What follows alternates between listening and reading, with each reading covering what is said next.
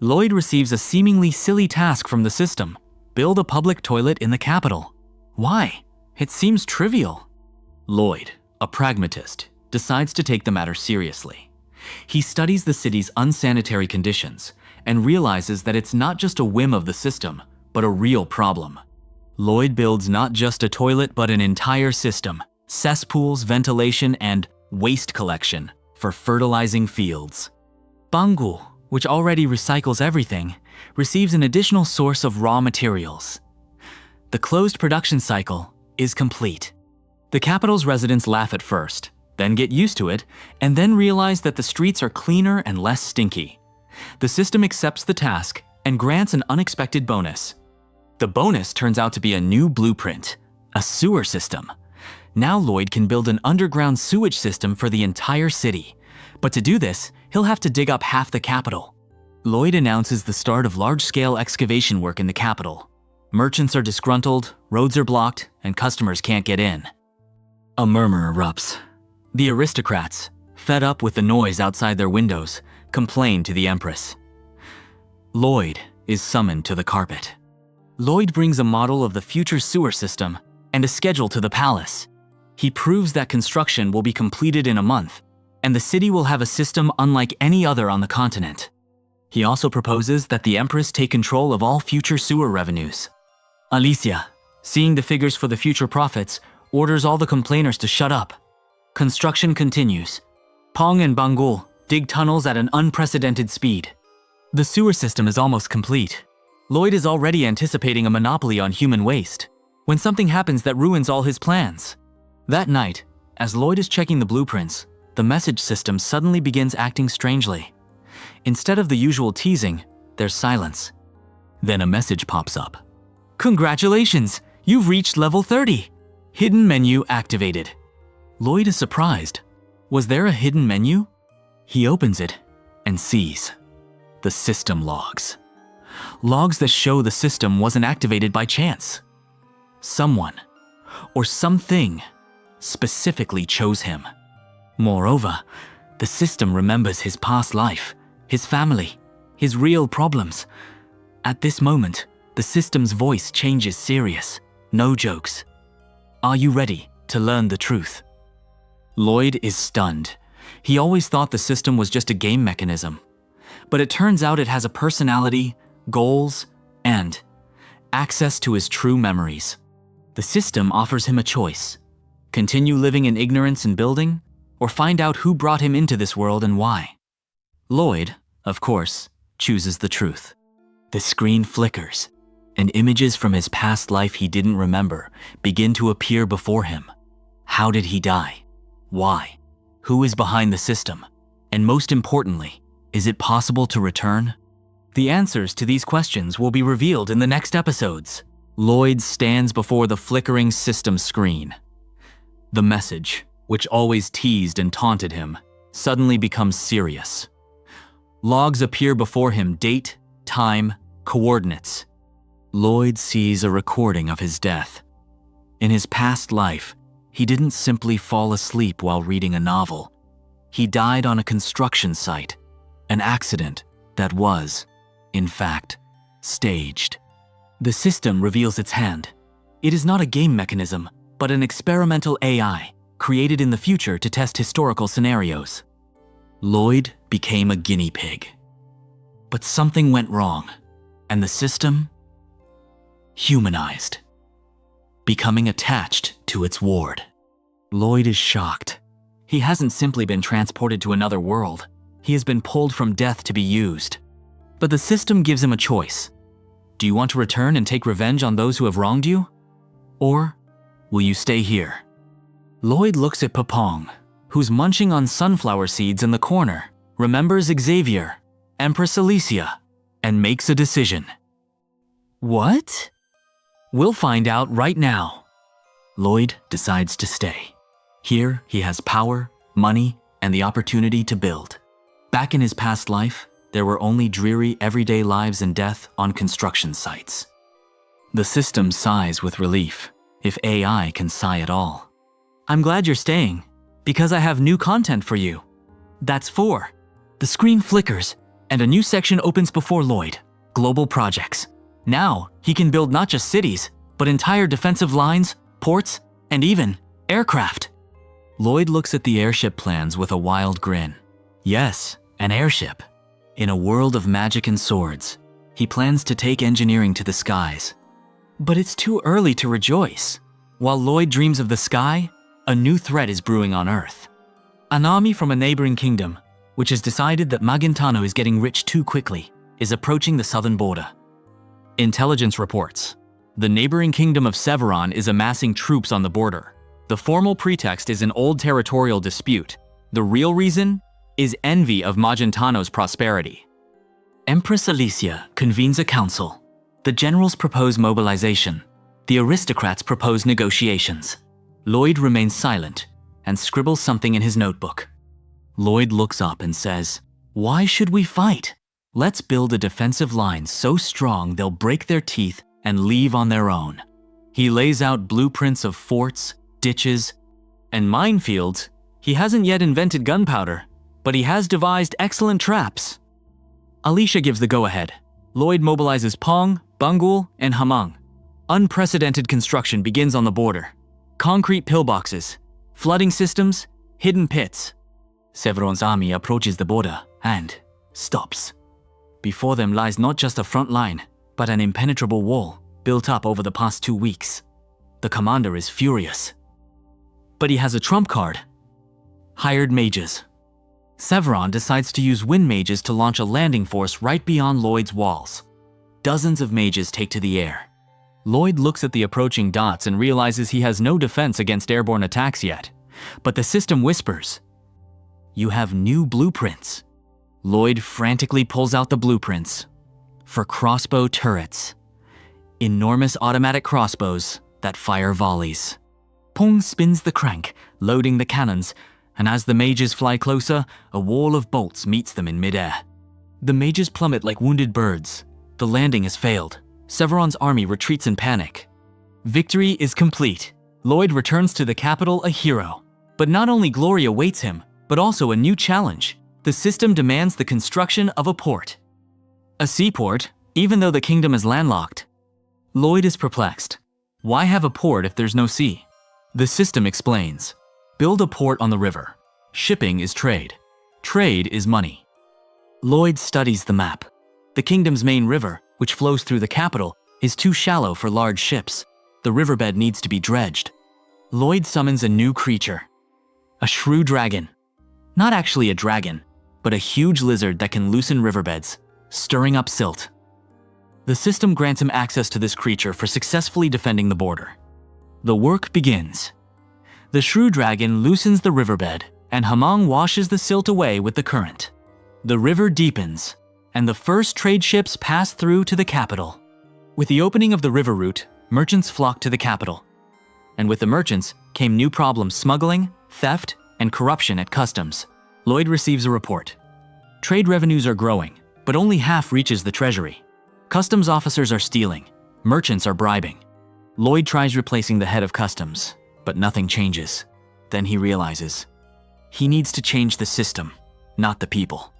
Lloyd implements an accounting technology he remembers from his past life: double entry, receipts, reporting, and most importantly, he creates warehouse receipts. Instead of transporting goods across the city, he can simply sell the paperwork for them. Corruption plummets because there are no more goods to steal. Treasury revenues double. Empress Alicia is delighted and appoints Lloyd Minister of Finance. Now he manages not only construction projects, but the entire economy of the kingdom. Lloyd's appointment as minister sparks a storm of indignation among the old aristocrats. They've been accustomed to stealing from the treasury for centuries, and now some upstart is closing all the loopholes. The aristocrats hold a secret meeting and decide to remove Lloyd through political means, framing him for embezzlement. Guards burst into Lloyd's office and search it. They're looking for the gold he allegedly stole. But Lloyd, being paranoid, keeps all his assets either in the system or underground. They find nothing. Moreover, Lloyd files a counterclaim, proving that the complainants themselves were the thieves. The Empress strips them of their titles. Their enemies are defeated. Having consolidated his power, Lloyd considers the future. He understands that sooner or later the monsters from the north will return, and he must prepare for this seriously. Lloyd sets off on an expedition north to personally assess the threat. With him are Xavier, a squad of knights, and, of course, Pang. They reach places where no man has ever set foot. It's cold, desolate, and marked by the tracks of enormous beasts. Lloyd finds the perfect spot for an outpost, a rocky pass through which the monsters will march south. He decides to build a fortress here, right now, on the spot, despite the frost and wind. Pang, in his giant form, begins digging a pit. Xavier and the knights chop down trees. Lloyd draws a plan for the fortress right in the snow. Within weeks, an impenetrable fort emerges. The fort is complete, but Lloyd senses someone watching him. Shadows flicker in the darkness. They aren't monsters. They're someone else. That night, Lloyd's camp is surrounded by northern warriors, stern men in furs, with axes and cold eyes. Lloyd thinks they're scouting for monsters, but Xavier explains. They're people, wild tribes living in the north. The tribe's chief steps forward and demands to know why outsiders are building a fortress on their lands. Without batting an eye, Lloyd offers a deal. You help us defend the pass from monsters, and we'll give you food, steel, and warmth. The northerners, who are perpetually hungry and cold, agree. Lloyd gains new allies, and, most importantly, warriors who know these lands like the back of their hand. Having fortified his northern borders, Lloyd returns to the capital. There, a surprise awaits him. Empress Alicia announces her engagement, and the groom is not at all what Lloyd expected. Alicia marries the prince of a neighboring kingdom, with whom they had recently been at war. It's a political alliance designed to unite the two powers against a common threat from the north. Lloyd attends the wedding as an honored guest and minister, but he notices the groom looking at him with poorly concealed hostility. During the feast, the prince approaches Lloyd and quietly says, "I know who you are.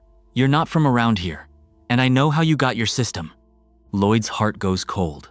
How does the prince know about the system? The prince smiles and leaves, leaving Lloyd completely bewildered and horrified. The system is silent. Enemies are nearby, and they know his greatest secret. Lloyd realizes his peaceful life is over. Now the hunt is on for him. Who is this prince? How did he learn about the system? And what does he want? The answers to these questions will be revealed in the next episodes. The wedding feast is in full swing, but Lloyd is in no mood for merriment. The prince's words, "I know who you are," stuck in his head like a splinter. Lloyd tries to find out from the system who this guy is. The Subshenka system is silent for the first time in a long time.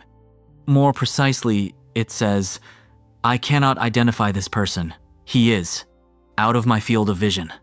Lloyd goes cold.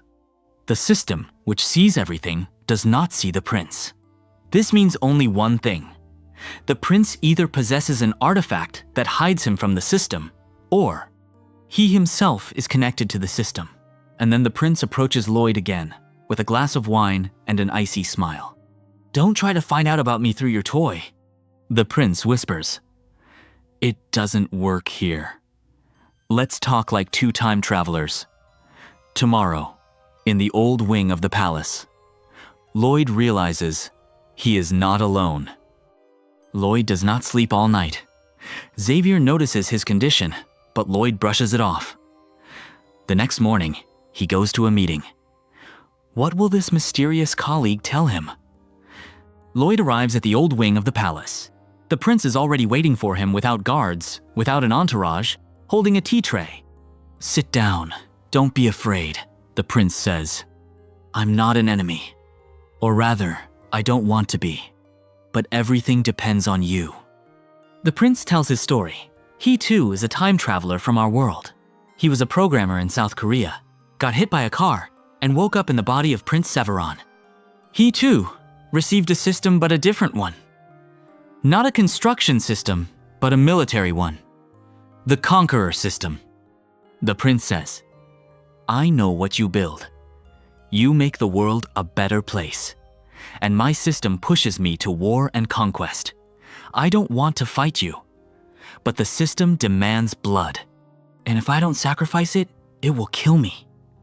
Lloyd understands. Systems come in all shapes and sizes, and not all are as kind as his. Message. Lloyd returns home in disarray.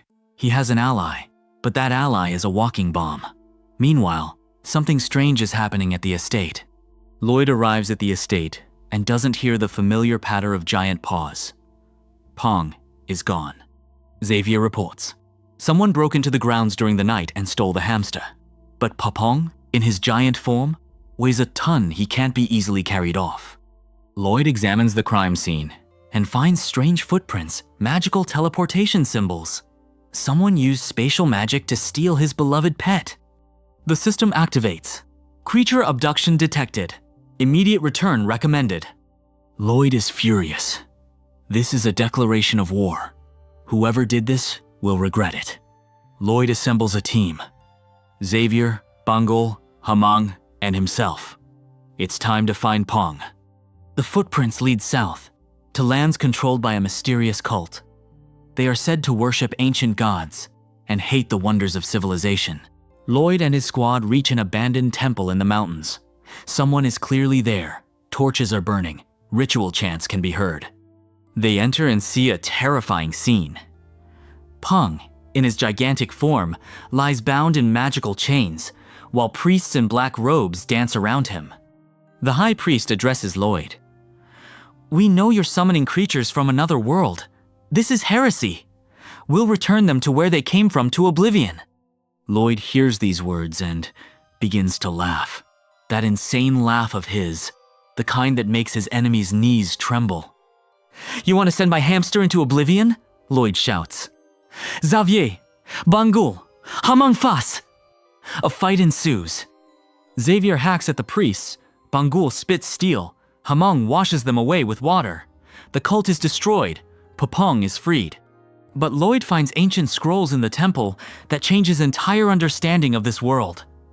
It turns out the system existed here before. Lloyd studies the scrolls found in the temple. They are written in a language the system has difficulty translating. The scrolls speak of the builders, an ancient civilization that could erect cities in a matter of days. They used magical creatures and possessed a system very similar to Lloyd's. The scrolls reveal that the builders disappeared 1,000 years ago. Greed and war destroyed them. But most terrifying of all, the scrolls contain a prophecy.